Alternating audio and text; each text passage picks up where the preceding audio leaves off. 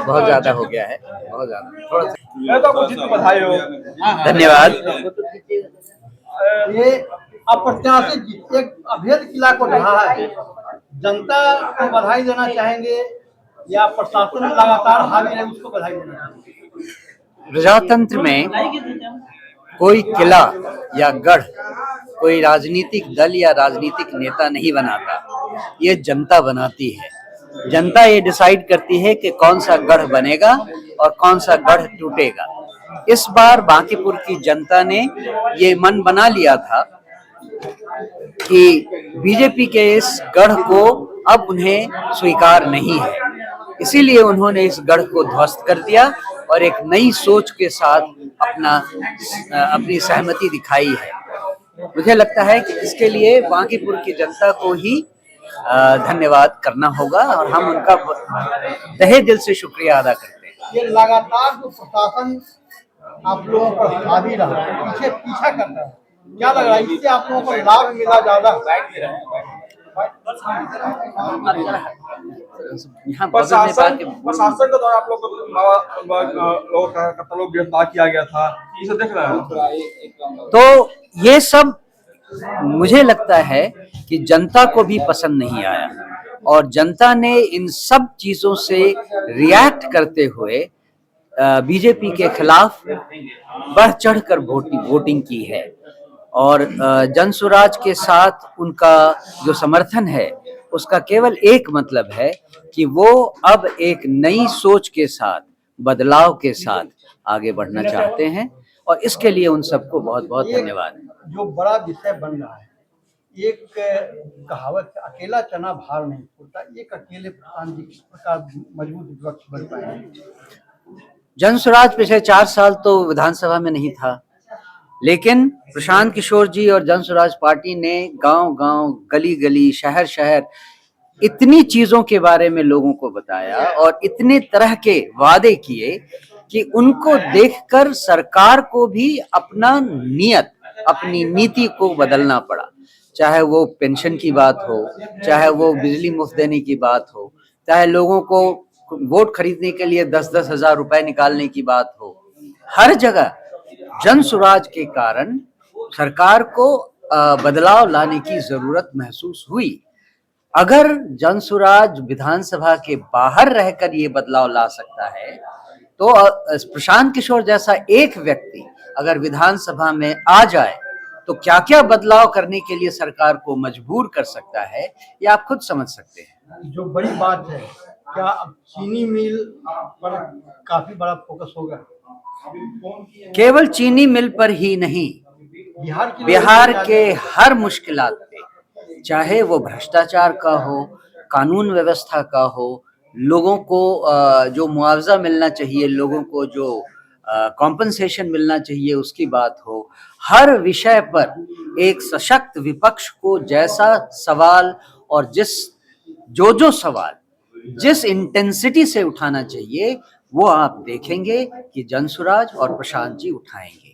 इसीलिए किसी एक विषय का मुद्दा नहीं है, बिहार से संबंधित हर उस विषय पर जिस पर विपक्ष को पिछले 20 सालों से बात करना चाहिए था और बात करने की किसी की हिम्मत नहीं हुई, वो सारे सवाल प्रशांत जी विधानसभा में उठाएंगे, ये मैं आपको वादा करता हूं। लेकिन बाबा बोला जाता था आप लोग को कि बाहरी पार्टी लेकिन सम्राट चौधरी आपको बधाई दी है।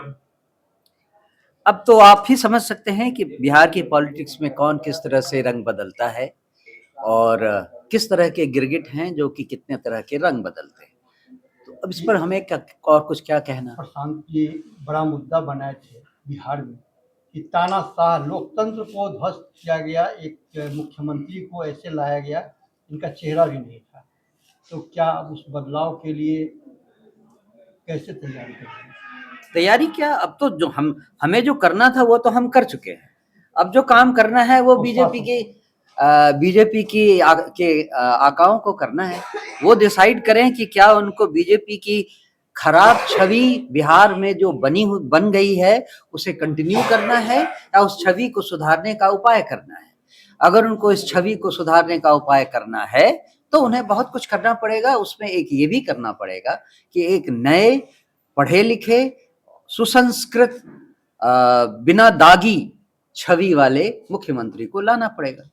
जो प्रशांत जी का यहाँ पूरे बिहार के लिए वो काम करेंगे, ऐसा उन्होंने कहा था कि पूरे बिहार में बदलाव होगा यदि जनसुराज यहाँ से जीतती है तो।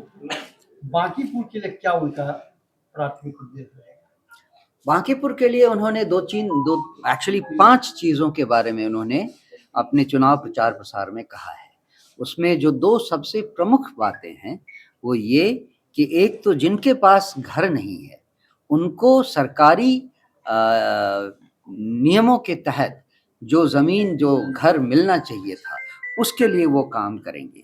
दूसरा, बांकीपुर में जितने बच्चे हैं उन सारे बच्चों को सरकारी स्कूलों में, अच्छे सरकारी स्कूलों में 1 साल के अंदर दाखिला मिले, इसके लिए वो काम करेंगे।